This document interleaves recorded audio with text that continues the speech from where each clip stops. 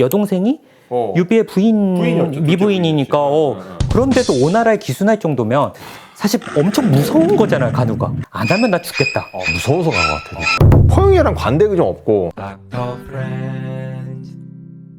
안녕하세요, 닥터 프렌즈입니다. 예. 안 했어요. 조조가 유부녀 좋아하는 이유. 근데 차마 그래도 지 아들의 저 새끼는 그럴 만한. 그러니까. 촬영하면서 너무 흥미가 있었고. 감사합니다. 뭐 아시다시피 옷이 그대로예요. 그래서 이제 조조 컨텐츠가 어떻게 뭐 나올지 모르겠지만 저는 진짜 많이 보실 것 같고 삼국지 인물들 시리즈로 하면 너무 많잖아요. 너무 매력적인 캐릭터들. 많죠 사실은. 오늘은 일단은 간우. 옛날에 이제 저도 이문열의 삼국지 읽으면서 코에의 게임도 하면 너무 뭐 매력적인데 요즘 이제 생각하면 꼰대 아닌가? 좀 이제 생각이 바뀌는 거야, 나이가 들면서. 그렇죠. 그리고 시대가 다르니까. 이재병 선생님 보시기에는 좀 간우란 캐릭터 어떤가요? 말씀하신 건 좀 꼰대고 원칙주의자고. 맞아. 그리고 굉장히 좀 어떻게 보면 하시한 사람이에요. 되게 엄격해요. 참 현대에서는 제한적으로 성공했을 것 같아요. 제한적으로. 그리고 지금과 같은 관우의 어떤 위상 이런 것들이 좀 얻기는 쉽지 않았을 그런 타입이었던 것 같아요. 당시에는 목자의 이득을 위해서 막 이리저리 움직이는 와중에도 그럼요. 어떤 의를 지키는. 그렇죠. 근데 현대 상황에선 좀 우리가 요즘은 좀 되게 사회가 빨리빨리 바뀌고 하니까 그렇죠. 좀 융통성도 있고 유연해야 되는데 맞아요. 그런 면에선 좀 고지식하고 좀 스티프하다. 참 관우가 예. 유교적 명분이랑 대의를 참 중요시해요. 이게 저는 사실 역사를 잘 모르는데 당시에 막 유교가 막 이렇게 지배하던 시기.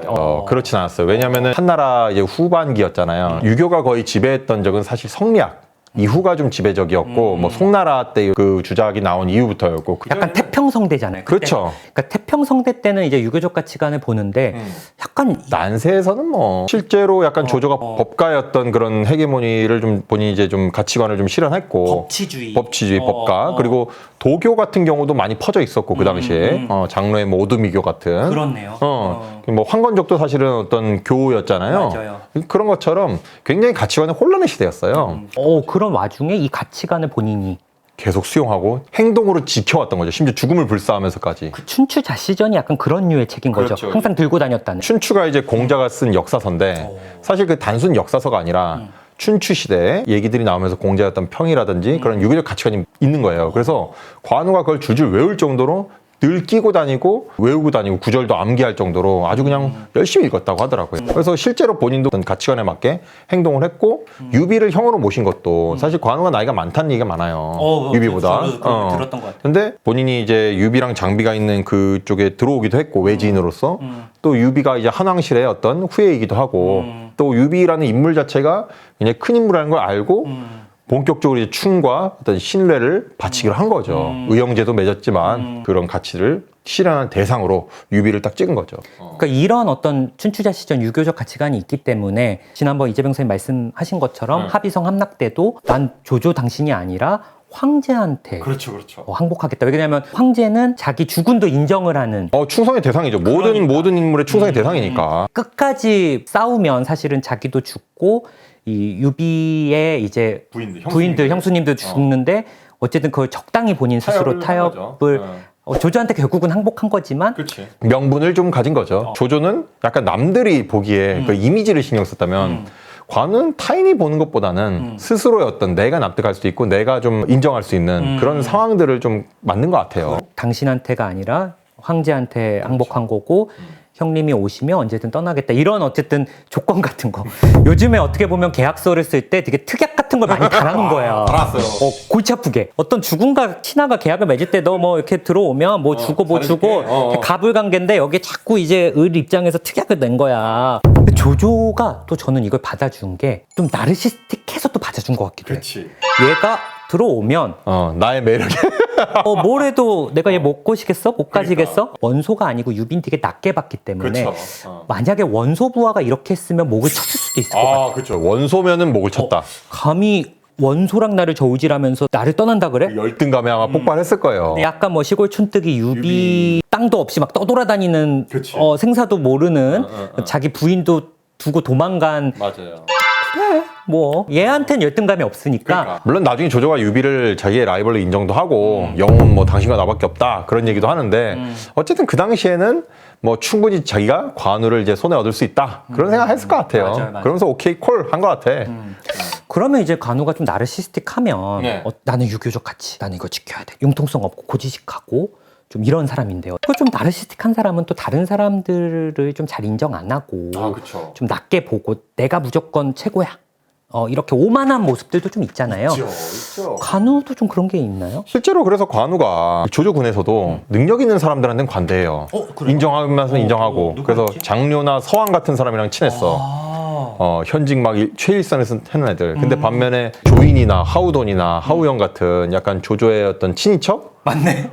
이쪽이랑은 별로 안 친해. 그러니까 약간 하우 씨나 조 씨는 쟤네들 뭐 조조랑 어릴 때부터 친해가지고 하나씩 맡은 거야 이렇게 생각하면서 좀 무시했지만 자기처럼 밑바닥부터 능력으로 올라온 자수성가 스타일 장군들은 인정을 한 거야. 인정하고 나랑 같이 술도 마시고. 낙하산들은 좀 낮게 본 거네. 사실 뭐 조인이나 하우돈도 굉장히 능력이 있는 사람들이잖아요. 조이는 뭐 조조군의 최고의 에이스죠. 사실 조조도 어떤 친인척을 그냥 쓰는 건 아니고 능력 있는 사람만 등용만. 조조한테는 능력 없는 애들은 아들도 그냥 버리는 사람. 아들도 버려. 그냥 거의 돌멩이 취급해요. 근데 차마 그래도 지 아들의 그 와이프니까. 그러니까 장녀를 인정하는 건 자기를 인정하는 거랑 마찬가지 그렇죠. 느낌이네. 조조가 아무리 잘해줘도 떠나고 대세가 기울어도 항복하지도 않아요. 실제로 이제 형주 공방전 때 지고 송건한테 사로잡혔는데 귀부를 건의해도 뭐 한 칼에 거부하고 그냥 유비한테 충성을 다하면서 지조를 지키는 그런 모습들, 본인의 가치관에 충성하는 그런 존재였던 것 같아요.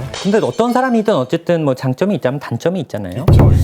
여러 가지 이제 단점이 있는데 일단 가장 큰 실책은 우리가 형주에서 그 미방이랑 부사인을 좀 갈궈서 후방에서 백업 제대로 안 해 뭐 하니까 얘네가 결국 오나라에 배신해 버리잖아요. 사실 미방도 개국공신이잖아요. 공신이죠. 미방도 사실은 좀 미축의 또 그거기도 하고. 동생이고 그렇게까지 갈굴 군번은 아닌데 사실. 이게 또 일부러 그런 것도 아니 실수다 보니까. 너무 관우가 그러니까 예상치 못하게 잘 나가니까 그 병참을 대기가 어려운 건데 그거를 그냥 야 너 왜 우리 열심히 싸우는데 후방에서 병참이 안 와? 막 이런 식으로 하니까 미방 입장에서 미치는 거지 이제. 근데 보통 이제 뭐 변명 정도 하고 뭐 이렇게 합니다 할 법도 한데 이제 사실 미방도 어떻게 보면 유비 내에 굉장히 입지가 있는 사람이에요. 이제 미축도 개국공신이고 그럼. 자기의 여동생이 유비의 부인이었죠. 미부인이니까 그런데도 오나라에 기순할 정도면 사실 엄청 무서운 거잖아요, 간우가. 그렇지. 얼마나 무서웠어 진짜. 더 큰 불을 바라고 기순했다기보단 안 하면 나 죽겠다. 무서워서 간 것 같아. 그러니까 그런 모습을 이전에 많이 봤으니까. 포용이랑 관대가 좀 없고 반면에 장비는 우리가 이미지가 사실 장비가 약간 뭐 산적 같고 막 그런 느낌인데 실제로 포용력이 굉장히 좋았습니다. 장비가. 그래요? 실제로 우리가 총나라를 점령하러 갔을 때 이제 제갈량은 조자룡이랑 같이 이제 물길로 가고 장비는 육지로 갔어요. 그때 이제 어만이랑 장수가 이제 그쵸. 그쪽을 맡고 있었는데 노장군. 노장군 어만을 이제 꾀를 써서 사로잡은 다음에 잘 설득을 해서 어만을 앞세워 가지고 나머지 성들 다 항복시켜요. 전투 없이. 전투 없이. 그러니까 쫙 가는 거야 그냥. 사실 되게 험지였거든요. 장비가 가는 곳들이. 맞아. 근데 거기를 그냥 전투 없이 쭈르륵 가니까 너무 쉽게 빨리 간 거죠. 유비가 총나라를 얻은 다음에 논공 행상을 할 때 위원을 이제 한중태수로 보내요. 한중이 사실은 조조와의 최전선. 그쵸. 사실상 어떻게 보면 넘버 2가 갈 자리죠. 넘버 1이 뭐 관우였다 치면은. 근데 위원을 임명했으면 사실 장비 입장에선 저 형 왜 이래? 형 나한테 왜 그래? 약간 이럴 수 있는데 위원은 사실은 어떻게 보면 근본이 있는 건 아니죠. 아니죠. 네, 뭐 그냥 뭐 형주에 있었고. 너무 젊어요 그리고 근데 장비 장군 이거 한중태수는 장군이 가셔야 되는 거 아닙니까? 이랬는데 괜찮아 위원 걔 왜 어때? 걔 능력 있는데 걔 보내. 되게 호인이었네. 그러니까 호걸이야 호걸 장비가 막 뒤에서 술버릇이 좀 안 좋아서 그렇지 아주 호걸이에요. 간우는 좀 빡쳐했어요? 관우는 황충이랑 그때 5호 대장군은 황충이랑 딱 자기가 이제 같은 반열에 오르니까 어찌 이런 노장이랑 자기를 같이 하냐고. 내가 같은 급이냐고 얘가랑. 내가 관우인데 난 인정 못한다. 관우가 빡쳐가지고 약간 관직도 안 받으려고 그랬어. 유비가 보내준 관직을. 이 정도로 형을 생각하는 사람이면 받을 법도 한데. 받을 법도 하고 받고 이제 형 왜 이래? 약간 이럴 수 있는데 그냥 안 받나 뭐. 삐져서 나르시스틱하네 이게. 완전 나르시스틱해요. 그러니까 이게 나르시스틱한 분들이 좀 빡쳐하는 게 자기 급. 끝. 사람을 급으로 나누고 자기가 생각했을 때 좀 자기보다 낫거나 이런 쪽이랑 묶이면 못 견뎌요. 좀 쉽지 않거든요. 아, 그렇죠. 이 와중에 또 마초가 귀부했다고 하니까 아니 이 50 넘은 양반들이 철없이 그냥 편지 보내가지고 마초가 들어왔다면서요. 저랑 한번 1대1 맞다이 한번 해보죠. 이러고 있는 거예요 지금. 아니 형주 사령관이 뭐, 유비랑 제갈량이 얼마나 황당했겠어. 약간 결국 제갈량이 이제 편지를 써가지고 아유 뭐 어찌 뭐 마초가 우리 미염공 이게 수염이 길고 하니까 미염공이라고 불렀거든요. 맞아요. 높여할 때 미염공 상대가 되겠어요 하니까. 그것도 이제 또 제갈량이 딱 보내니까 또 좋다고 또 이제 돌려주는 거예요. 사람들 보고 아유 내가 마초랑 붙으려고 했는데 제갈량이 이런 편지 보내서 내가 참았어. 이거 봐봐 이거. 사실 또 관우랑 제갈량이 약간 라이벌리가 분명히 있었거든요. 또 그런 제갈량이 좀 납작 엎드리면서 자기 좀 띄워주려 미염공 이러니까 그 사실 제가 이제 가끔 가는 이제 스포츠 커뮤니티 중에서 거기 이제 NBA 전용 커뮤니티인데 거기서 이제 마이클 조던 아시죠? 역대 최고의 농구 선수. 마이클 조던을 이제 쪼잔왕이라고 부르거든요. 왜냐면 이 양반이 뭐 은퇴 이후에도 막 젊은 선수랑 1대1하고 구단주였잖아요, 한때. 뭐 젊은 선수랑 1대1 하는데 안 지려고 그래. 되게 잘하는 새싹이랑 막 1대1 하는데 막 실력으로 이겨버리고 막. 절대 안 봐주거든요. 최선을 다하고. 그 프라이드가 엄청 강했다 그러고 그러니까. 실제로 1대1 할 때 막 트래시 토크도 그러니까 연습인데. 자기 팀원들한테도 그랬대요. 그게 어떻게 보면 승부욕 같은 거고 동료들도 엄청 그러니까 어떻게 보면 좋게 말하면 그렇죠. 카리스마 리더십인데 나쁘게 말하면 이제 꼰대가 야 이거 그러니까 능력도 있는 사람이 그러니까. 팀 장악력까지 사실은. 그러니까 이제 그런 거 보면은 이 쪼잔왕 약간 그렇게 붙였는데 관우도 약간 그런 느낌 같아요. 능력 없는 애가 좀 그러면 좀 그럴 텐데 능력도 너무 뛰어나고 또 내로남불이 아니라 자기가 자기한테도 엄격한데 그러니까요. 남한테도 그러니까 좀 꼰대지만 부하 입장에서는 할 말 없어. 자기가 또 솔선수범하고 이러니까. 또 상사면 어땠을까요? 와, 이게 능력자에겐 최고일 것 같아요. 능력자들에게는 막 인정도 해주고 왜냐면은 실제로 관우가 양이라는 사람을 또 등용을 했는데 나중에 충나로 보냅니다. 얘 똑똑하니까 한번 써보세요 하고 보냈더니 얘가 나중에 제갈량이 이제 죽으면서 오장원에서 죽으면서 양이한테 군권을 맡겨요. 위원이 아니라 양이한테. 그러니까 그럴 정도로 똑똑한 친구들한테는 또 최고의 상사인 거예요. 그러니까 낙하산 같은 애들한테는 좀 과하게 반감은 있지만 사실 미방도 좀 낙하산 느낌이어서 갈궜나 싶기도 해요. 낙하산이죠. 사실 미방은 뭐 미축 형님이 그러니까. 유비 그때 힘들 때 미축 좀 부자가 좀 이렇게 뭐 하고 자기 동생 결혼시키고 뭐 이렇게 해가지고 이제 조금 쓱 온 거 있잖아요. 코의 능력치만 봐도 코의 능력치 정말 안습. 그런 애가 1도 못해? 진짜 이제 관우 입장에서는 못 봐주는 거죠. 그렇지만 그러니까 능력을 인정하는 사람은 여포가 죽고 죽임 당할 만한 장료까지 나서 살려주고 지난 시간에 조조를 했잖아요. 어쨌든 둘 다 조금 나르시스틱한 부분이 있잖아요. 그게 좀 차이가 있거든요. 그 차이가 좀 둘 다 나르시시스트는 맞고 나르시스틱해. 조금 더 관우가 약간 웰 컨트롤드 나르시시스트이긴 해. 기본적으로 이제 나르시시스트들은 자기보다 높은 정말 압도적으로 높은 분들의 어떤 사람에게 또 승복을 하고 그 말을 좀 듣긴 하거든요. 왜냐면 급으로 나누니까. 맞아요. 나르시스트들이 피라미드 이런 권력 구조 이런 거에 사실은 굉장히 매료돼 있어서 결국은 그 윗사람을 인정하는 게 자기도 거기로 올라가고 싶어 하는 거거든요. 자기가 가지고 싶은 위치. 좀 부러워하면서도 질투도 느끼면서도 약간 리스펙트하는 부분. 근데 이제 관우는 유비를 통해서 어떤 자신의 가치관을 실현하고 싶었던 것 같아요. 충과 신뢰라는 유비를 따르는 자신의 모습을 통해 본인에게 좀 납득하고 본인의 어떤 가치관을 실현하는 자기 만족의 그런 부분이라면 조조는 인정받고 싶어하는 대상이 있었던 것 같아요. 타인에게. 특히 이제 조조가 젊었을 때 그렇게 뭐 동탁도 암살하려고 했고 십상시 삼촌인 견석도 죽이고 이랬던 게 어떻게 보면 궁극적으로는 한왕실의 어떤 좋은 신하가 되고 싶었던 욕구, 뭐 사사삼공 같은 원소처럼 혹은 그 이상의 정말 좋은 신하가 되고 싶었어요. 실제로 본인이 그 얘기를 들었을 때도 치세의 능신이자 그 난세의 간웅이 될 거다라고 했잖아요. 본인은 분명히 치세의 능신이 되고 싶었던 것 같아. 근데 한왕실이 변변치 못했어. 나의 꿈을 실현시켜주지 않았어. 관우는 유비가 실현시켜줬지만. 그 피라미드의 정점인 사람을 인정을 관우는 할 수밖에 없는 가치관과 인품을 가진 유비였다면 조조한테는 그 위가 헌재였는데 뭐 그냥 꼭두각시니까. 니네가 무능력해서 내가 그렇게 못되고 나를 난세의 간웅으로 만들었다. 약간 이렇게 투사한 것 아닐까. 관우와 어떤 둘 다 나르시스틱하지만 좀 근본적으로 길이 갈린 것 아닐까. 저는 그런 생각도 좀 들더라고요. 관우도 자기 자신이 자기를 인정하는 그렇죠. 그런 어떤 조금 더 건강한 쪽이었다면 조조는 좀 더 남들에게 인정을 남들에게. 또 우리 정신과 의사잖아. 상담이 좀 더 필요한 사람?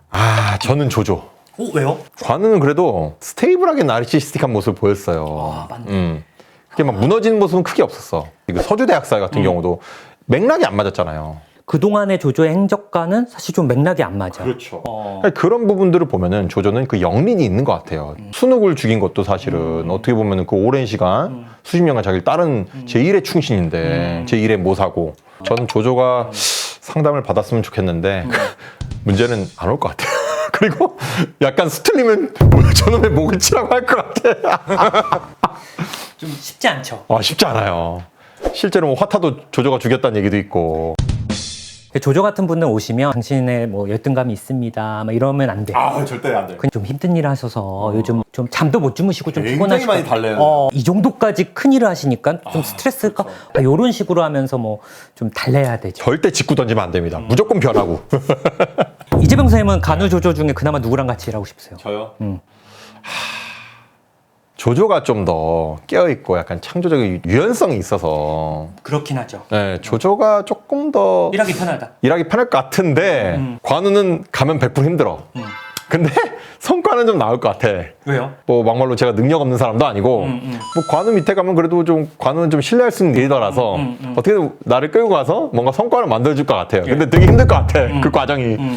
조조는 뭔가 유연하게 나를 좀 달래고 어르고 하면 쓸 것 같은데 수틀리면 죽을 수도 있어. 한 10%의 확률로.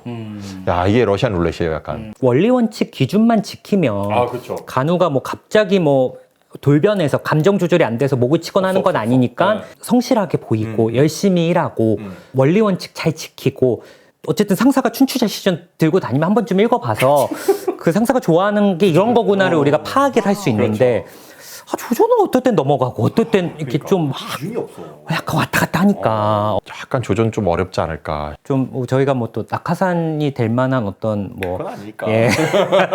뭐 그런 거 아니니까 뭐 조 씨나 유 씨가 아니잖아요. 그러니까요. 예, 손 씨도 아니고. 손 씨도 아니고. 아까 이제 간우가 현대에 왔다면 네. 제한적인 상황에서 좀 성공했다고 네. 얘기를 했는데 조조 간우가 현대에 살았다면 좀 어땠을까요? 관우는 그 원리 원칙주의자.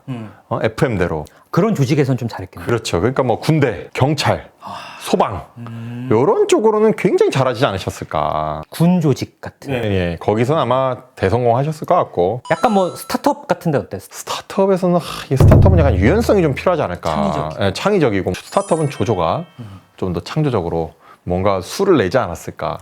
그렇네요. 또 조조는 연예인 했으면 또 잘할 것 같기도 해요. 연애요? 연예인. 연예인? 왜요? 남들 관심을 되게 좋아하고 맞네.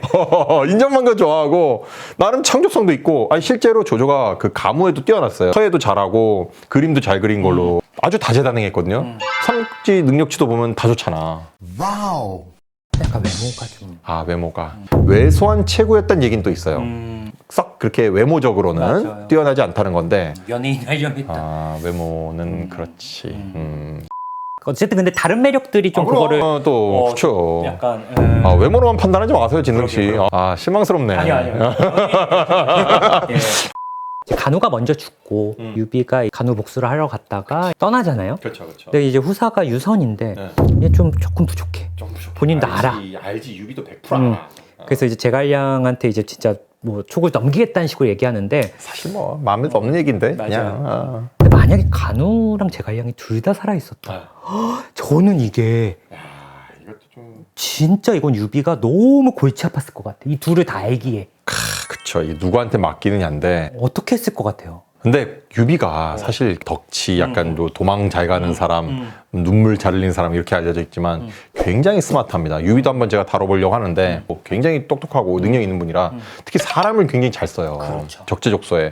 제갈량한테도 그 마속이 실수 없다고 얘 쓰지 말라고. 맞아요. 근데 결국 제갈이 썼다가 망했잖아. 맞아. 그 제일 중요한 그 북벌 때. 유비는 정확하게 파악을 했을 것 같아, 역량을. 재상과 군사령관인데 결국에는 그래도 재상에게 맡기지 않았을까. 제갈량은. 제갈량에게. 왜냐면 신중하고 관우의 어떤 오만함을 바로잡을 사람이 이제 유비가 없으면 관우가 그 다음 바로 밑인데 이 오만함을 어떻게 잡을 거냐. 폭주를 잡아줄 사람이 없잖아요. 거기다 차기 황제까지 걔한테 맡기면 이게 또 어떻게 조절이 안 될 것 같으니까 오히려 제갈량한테 좀 더 힘을 실어줘서 관우를 좀 이제 다스릴 수 있게 하지 않았을까. 또 제갈량은 간우의 성정을 좀 알고 있는 거 보면 본인이 뭐 분명히 위지만 좀 잘 이렇게 그렇죠. 하면서 할 거고 어쨌든 유선이라는 또 간우가 새롭게 충성을 다할 그 유비의 또 후손이 있으면 간우도 절대 배신 안 하죠. 또 체일선에서 어떤 조조와 송건을 좀 견제하고 이제 유선을 지키는 그 역할을 간우는 충실히 하긴 했을 것 같아요. 것 같아요. 관우가 참 대단한 인물이긴 해요. 그 중국에서도 처음엔 그냥 장수였다가 점점점 급이 올라가서 왕, 관왕. 신. 그러다가 신. 뭐 사당들이 아직도 있다면서요. 아니, 우리도 그 동묘에 그 고대 그 근처에 동묘 있잖아요. 그게 관우의 묘 사당이잖아요. 한국에까지. 그 우리도 조선시대 때 관왕이라고 했다가 나중에는 이제 대한제국 때는 관우 황제라고 불렀다니까. 와 진짜로? 이 동아시아에서 관우의 어떤 그게 포지션이 사실 뭐 유비나 조조보다 더 높아졌어요. 참 신이 된 사나이. 근데 뭐 이재명 선생도 대단하네요. 진짜 역덕기네요, 역덕. 이거 왜 진작하지 왜 뭐 계속 맨다탄한테 딴 거나 하고 막. 그게 딴 거 잘했잖아. 왜? 아니 이게 더 재밌는데? 저 삼국지 워낙 좋아하긴 한데 좋아하는 사람만 좋아해가지고 내가 걱정이에요. 이제 조회수가 잘 나와야 되는데. 어쨌든 또 이재명 정치과 의사가 보는 어쨌든 삼국지 인물 조조 이어서 간우 좀 다뤄봤고요. 너무 재밌습니다. 아유, 감사합니다. 예, 또 재밌는 분들은 또 댓글도 많이 남겨주시고 또 저희 멘탈 탄탄 채널에도 한번 와서 좀 봐주시면 너무 감사하겠습니다. 예, 너무 또 감사했습니다. 아이고 아닙니다. 예, 예. 예, 초대해 주셔서 감사하고 예, 예. 좋은 시간 이렇게 보내주셔서 너무 감사합니다. 예, 감사합니다, 감사합니다. 헬프님들. 예. 예.